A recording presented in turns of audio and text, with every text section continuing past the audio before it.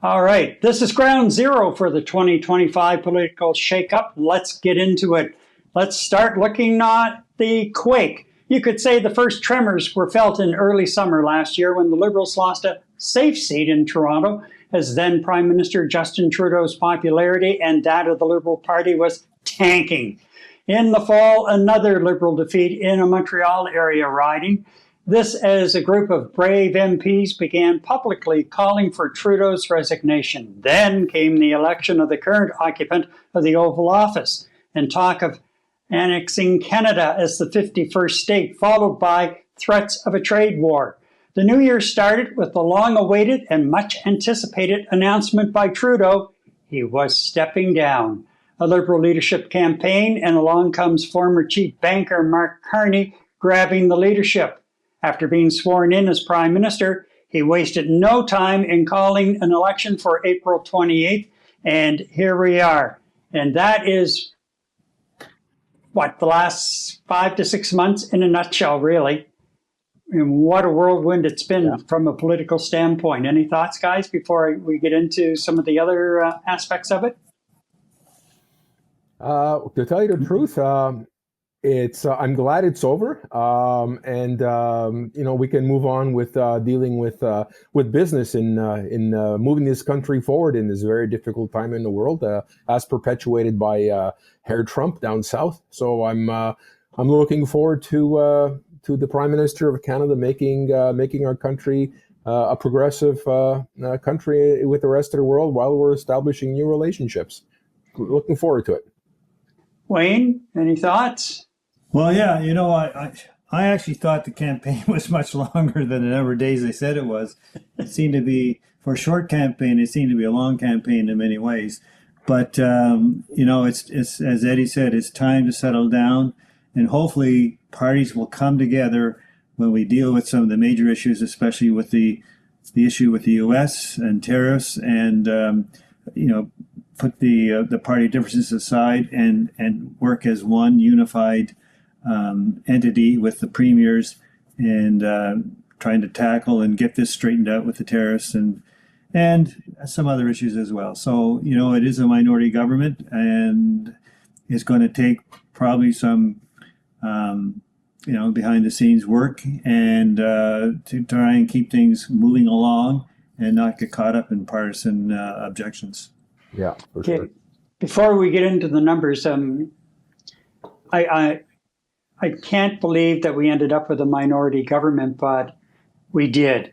I really felt going into this campaign, and still do, that we needed a solid majority government, whether it was Liberal or Conservative. We needed a majority government for the next 4 years, because we know what minority parliaments are like, and you can get some good legislation through, but given the circumstances, there are times that decisions have to be made, and they have to be made in a hurry, and you don't have time for the niceties or the drama of going back into the House of Commons and trying to bring enough votes on side to support you without the threat of a non-confidence motion that you could lose hanging over your head while you're trying to do some of this business. And if you don't think that the man sitting in the Oval Office is not going to try to take advantage of this situation, because he would see it as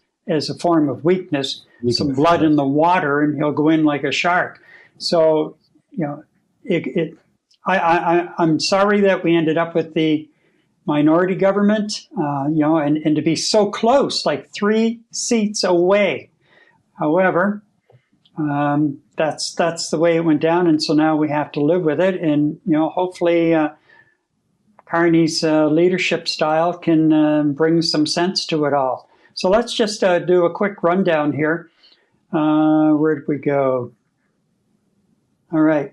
So as I just mentioned, the Liberal Party under Mark Carney came up with 169 seats. They ended up with 43.7% of the popular vote.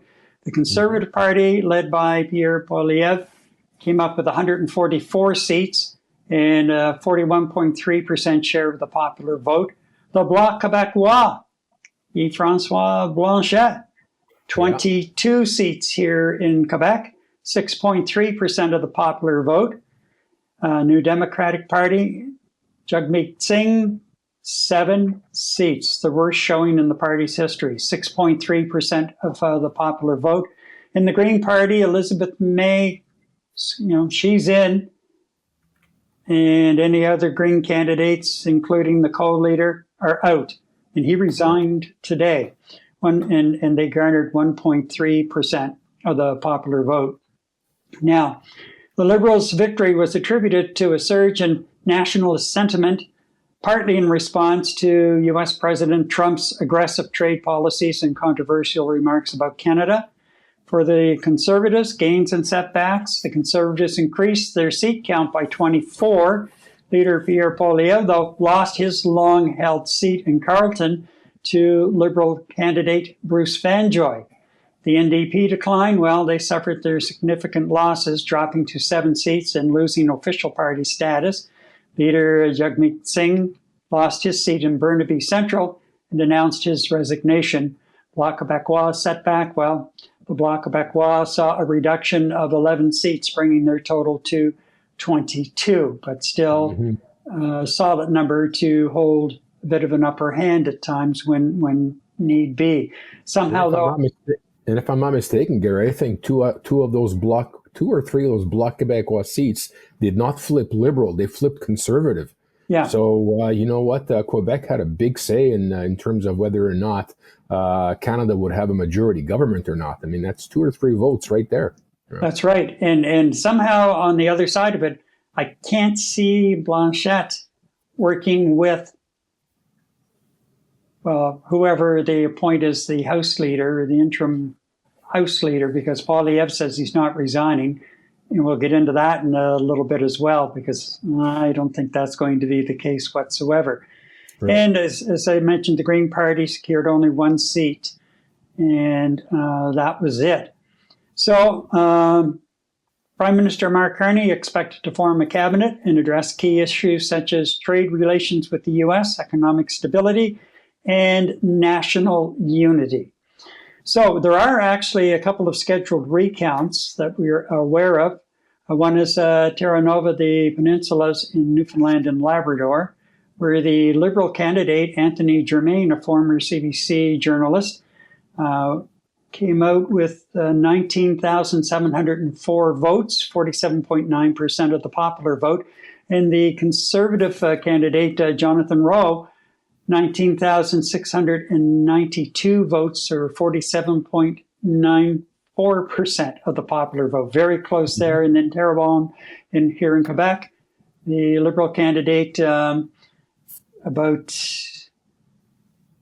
35 votes ahead of the Bloc Québécois candidate. So those are 2 candidates. Oh, yeah, the margin in Newfoundland was 12 votes, too. So those are 2 where there are scheduled recounts. And I believe they have a certain amount of time if anyone else wants to file for a recount, but that window is closing quickly. So, again, it was close in a lot of areas. There's no doubt about it.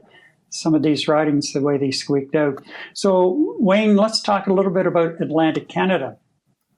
Atlantic Canada. Go ahead.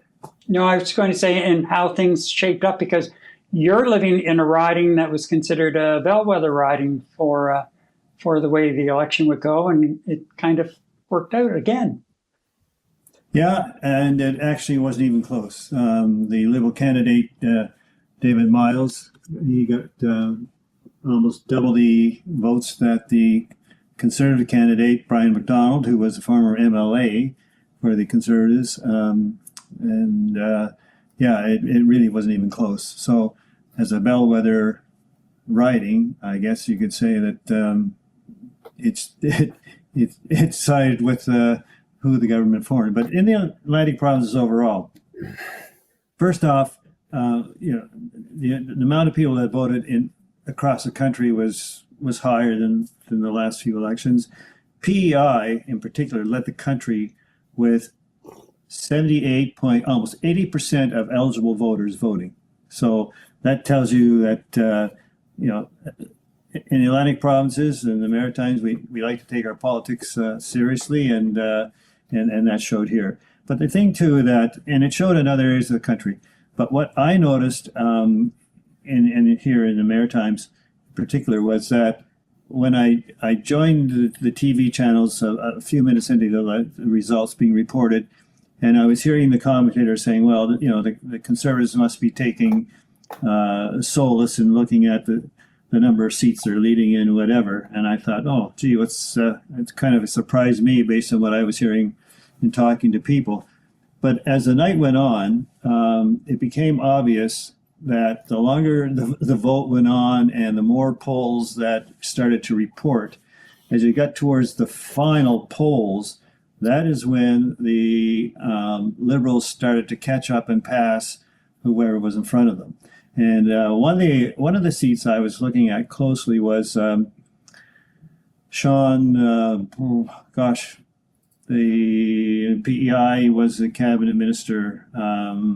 Gary, give me a hand there. Just drew blank. Anyway, whatever. Are you thinking of Sean Fraser? No, he was in Nova Scotia. I'm sorry, Sean Fraser. Yep. Elmer McKay's old writing. Yep. And he came in on the Trudeau wave of 2015 in a very strong Conservative writing, and then he held it the next two elections after that. And as you know, that he announced in December that he was not going to run again, that he was going to spend more time with family. And of course, that was before the announcement that Mr. Trudeau was not going to run again. Now, in March, after a phone call with Mr. Carney, apparently, he decided he was going to run again. And all night long, for most of the night, he was running behind the Conservative candidate by as much as 500 votes at one point in time, and for a long period of time. And then it was 400, then 300, then 200, and it kept getting closer. And they're getting to the final polls in terms of counting. And suddenly, they were talking about somewhere else in the country, and they came back, and suddenly he's ahead. And he ended up winning by 500 votes. And it was the last few polls, and they were the advanced polls that really, caught him up to the Conservative and put him over the top. And that happened in a number of writings as well. It wasn't until those last polls were being counted that the winners were being shored up, and mostly those turned out to be Liberal winners. So I guess the Liberals banked their vote, if you want to call it that, in the advanced polls. And it was quite interesting to see this sort of transpire. The other interesting thing, too, was that, and maybe you're going to talk about this later, but in Nova Scotia, for example, Poilievre made one stop during the campaign. It was in the last week of the campaign. It was probably about a week ago.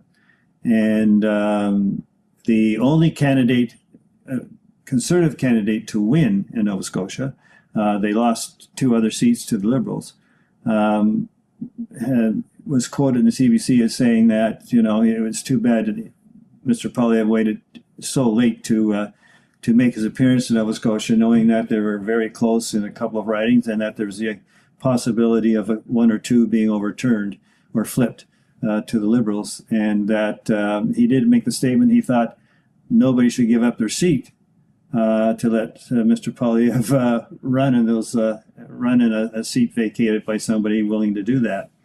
So I found that interesting. The other thing it's interesting too, and it will reflect it when you probably talk later about Ontario. But Tim Houston, the Premier of Nova Scotia, who went in November with a what they call it, the supermajority, that he made an announcement that he was not going to get involved in the federal election, that he was leaving that to the feds to decide, and he would not be appearing with Mr. Poilievre nor making any comments in that regard. And sure enough, he did not show up at the only stop that Mr. Poilievre made in Nova Scotia, even though it was right next door to his home riding. Now, there seems to be a little information simmering that when Tim Houston was running for Premier in November, he had indicated that he was not going to ask for any appearances by the federal Conservatives, and that he was a member of the Progressive Conservative Party of Nova Scotia, and the Conservative Party of Canada was a different, basically, entity. And so that he was, he was not asking the feds to come in and help him or boost him up. And with that, the CBC said they had 4 sources they couldn't name, and I think, it's been well reported after that, but Mr. Poilievre's campaign officer, chief campaign officer, Jenny Byrne, made a call to Houston's team saying that if Mr. Poilievre went on to become prime minister, that they would not lift a finger to help Tim Houston and his Conservatives. So that set off a little bit of animosity, if you want to call it that, or ill feeling towards the two parties. I don't think Mr. Houston regards the Progressive Conservatives as a party in Nova Scotia the same as the Conservatives, without the progressive word in front of it, that the feds have. And he's also become quite chummy with Premier Ford in Ontario, and they've met a few times. They seem to like each other. They get along, and they were the first 2 provinces to actually come to an agreement on free trade between the 2 provinces. And as Tim Houston has said on a number of occasions, he's all in on free trade right across the country, and he's going to work hard to see that happen.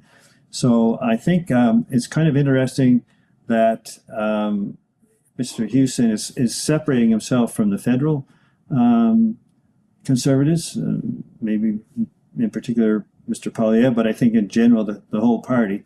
And the night before, Mr. Poilievre made his only stop in Nova Scotia, Premier Houston released a video based on the "My Name is Joe and I Am Canadian" video. Only it was, he gave some things related to Nova Scotia. For example, he said, Nova Scotians know that you go to Piggy's Cove, which is a major tourist attraction on the coast of Nova Scotia, with an iconic lighthouse and the waves and the rocks.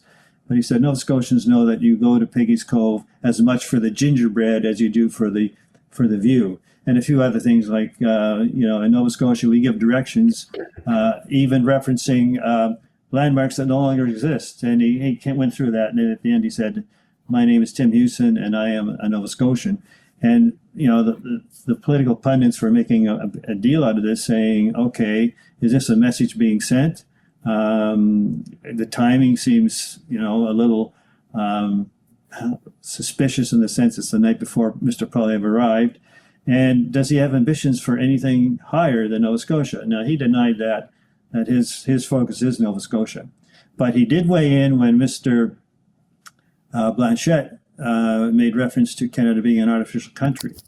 And he did post something on X about criticizing Mr. Blanchet for saying that, and even a copy of a letter he wrote to him saying, if you have a problem with this country, then step aside and basically don't run for an office in this country. So lots of interesting stuff in the Atlantic provinces and the Maritimes. So I just thought I would give you a little bit of information.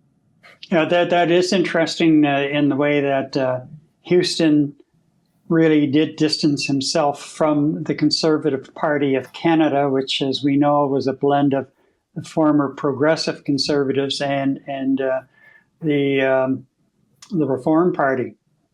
And a lot of Progressive Conservatives were bitter then, and they remain bitter about the way that this has come together. And then to have Harper as a leader initially, and then eventually Poilievre as leader, from Western Canada, and we know that there are certain sentiments in Western Canada translating to some disdain for Eastern Canada, and so I think that party, and especially after this defeat, I think I said last week that Poilievre has to start looking over his shoulders, or he should be looking over his shoulder, because the Tories are hell-bent on self-destruction whenever they suffer a loss, and even when they win, sometimes the win is not strong enough, and they get the old Tory blue long knives out and just start slamming the leader in the back and getting rid of them, and that's why it's surprising to hear Poilievre challenging them when he stands up on stage in his speech on Monday night and says he's not going anywhere. Basically, I'm here, I'm going to lead, and we're going to get through this. And that's in a clip that I'm going to be playing in a few minutes. But yeah. Well, one of the things, Gary, that he emphasized was that the popular vote that they got increased. It was higher than when Stephen Harper got his majority. But you can say that, but in context, this basically was a two-party race. So, yeah, the vote's going to be higher. The popular vote's going to be higher because, the populace was concentrating on two parties. The Liberal popular vote was the highest since 1980. I think, I forget which prime minister it was, but it's been a long time since they got that high as well. So, and they did carry the popular vote. So when you say, oh, well, we got 41% of the popular vote, the highest since 1988, blah, blah, blah. Yeah, okay, but it was a two-party race, and you were still several points behind the winner. And he lost his own seat. And I'm not sure. The other thing, too, I mean, you're going to get to this later, I'm sure, but, the advertisements on TV in the past week, the last week of the campaign, and this was commented on in the media, but you can notice yourself, he was no longer appearing in them. In fact, he even had Harper in some of them instead of Poilievre. Yep. And I think when I see that, and I read in the media to the pundits or listen on some of the broadcasts, there's a message there from inside the party that, well, maybe you're not, the leader is not being seen as the grabber that they need. Let's just back that off a bit and put a different ad out. And I think that says something about internally what thinking may have been at the time and where it's probably at now, especially when he did not win his own seat. So, Gary and Eddie, you and I have been around a long time, and we've seen in politics, no